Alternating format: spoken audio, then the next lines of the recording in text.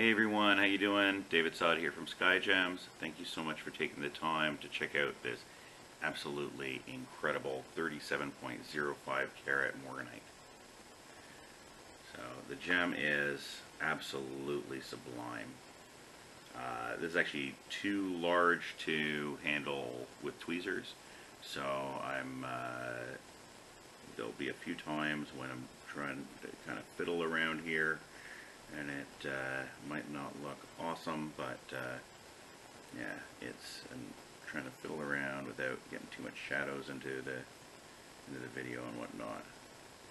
It's a gorgeous stone. So as I said, it's GIA certified. The GIA certificate is available on the site, which there's a link to that in the description of this video. Do be sure to check out the site, take a look at the other offerings. We have some other morganite, as well as wonderful other barrels. We have some stunning aquamarine, wonderful emeralds, and beautiful, beautiful heliodor. So do be sure to check out the site and everything else. I mean, everything else from amethyst to zircon. So be sure to check that out. This is a stunning example of the species. Morganite is, as a gem, is only a little over 100 years old. So if you don't know the story already, it's actually one of my more favorite gem stories because to me it tells us a little bit about the people behind the discoveries. So the story goes like this. George Kunz, who was probably the most important person in gemology, mineralogy, colored gemstones. For sure the most important person in colored gemstones in the past 100 years, couple hundred years. So you probably, you may have heard his name before. He's the one who discovered kunzite in 1903. He was working for Tiffany at the time. Not at the time. He was the. He was the vice president of Tiffany by the time he was 23 years old. That's how incredible this guy was and how smart he was. Right, to be able to walk into a jewelry house like that and become the vice president is really, really impressive. I think I had read somewhere that he. By the time he was 16, he had amassed some incredible mineral collection, which he then sold to finance an expedition. And anyway, yeah, really, obviously incredibly passionate about gemstones. And like I said, in 1903, he discovered kunzite.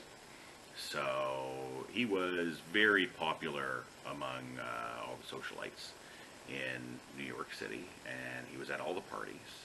So, he had great stories. That was one of the reasons that, that they say people loved him, was because he had great stories. Well, of course he had great stories. He went on all of these expeditions to find gems.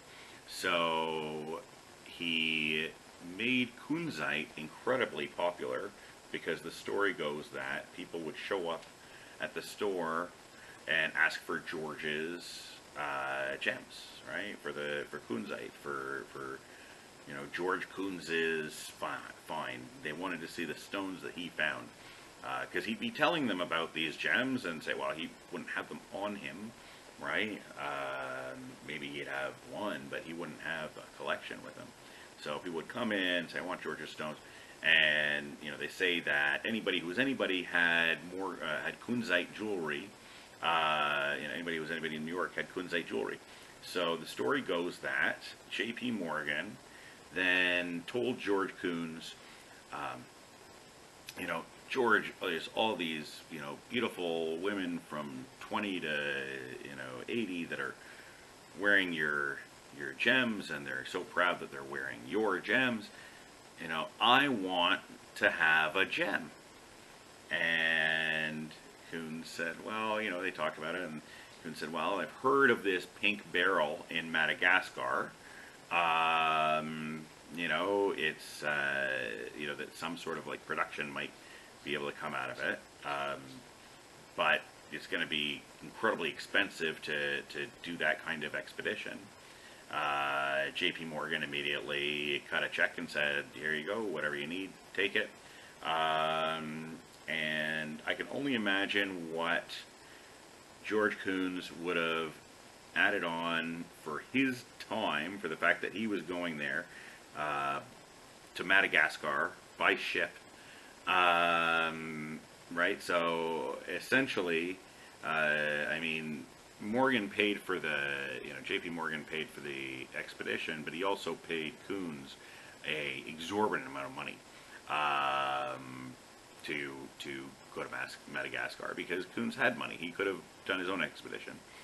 He was the president of Tiffany and Company by that time, so he didn't need the money. So I can only imagine how much he would have said is, okay, this is how much money it's going to cost for me to leave my position as the president for 6 months to go find a gem to name after you. But anyway, went to Madagascar and found the pink beryl, and J.P. Morgan, Morganite, that's where it comes from. It's named after J.P. Morgan. That was always the intent of that expedition, and as the story then goes, is, you know, J.P. Morgan would tell the story of George Coons and his expedition going to find the Morganite more or less as his own story, as if he like dug it all out himself. They remained friends. I mean, Coons didn't mind, I'm sure. I mean, there's a certain amount of money where it's like, whatever, if you want to take credit for it, you know, you paid enough for it. But you know, it became extremely popular because, you know, now at parties, Coons is talking about, right, he comes back from, you know, he's coming back from Madagascar. He's made this new discovery. He's telling everybody about the expedition and about the discovery. Well, obviously everybody wants one. Again, same thing. Let me, you know, let me see what you have. Let me see the gems that George has brought, and, you know, go from there. So anyway, that's the story of Kunzite, and that's the story of Morganite. Sorry. Yeah, if you back to this gem, it's absolutely stunning. It's very, very near eye clean. There's, you know, lit up very strongly. You can see there's let's see over here at the back if we can see something. Oh, there we go. Okay, so right there, you can see, if I can get the angle right, maybe from this side. All right, you can see a tiny dot there. Now, when I say this is eye visible, I mean this is eye visible to me. This is not eye visible to most people. It's right there, tiny little dot. So there's some inclusions visible under 10 times magnification, but it's a extremely clean gem. It's extremely bright. You can see the cutting is spectacular. The cutting is perfect. So right across you see the shape and symmetry of the table is perfect. Perfectly well polished, perfectly centered. There you go. Beautiful. The step cut across the crown is gorgeous. Let's just get that into focus a little better. The step cut across the crown is absolutely gorgeous. Then we have the girdle. It's well finished and polished. Then the pavilion. You see everything comes together perfectly. I'm gonna click down here and kind of zoom in a little bit to get a bit better idea. So you can see that it comes together across the pavilion perfectly, and it's just a really special stone.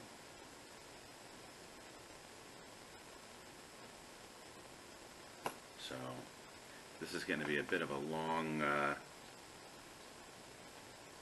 video here, so I'm going to let you guys go. I hope you have yourself a wonderful day. Let me know if you have any questions, and I hope to hear from you soon. Thanks. Bye.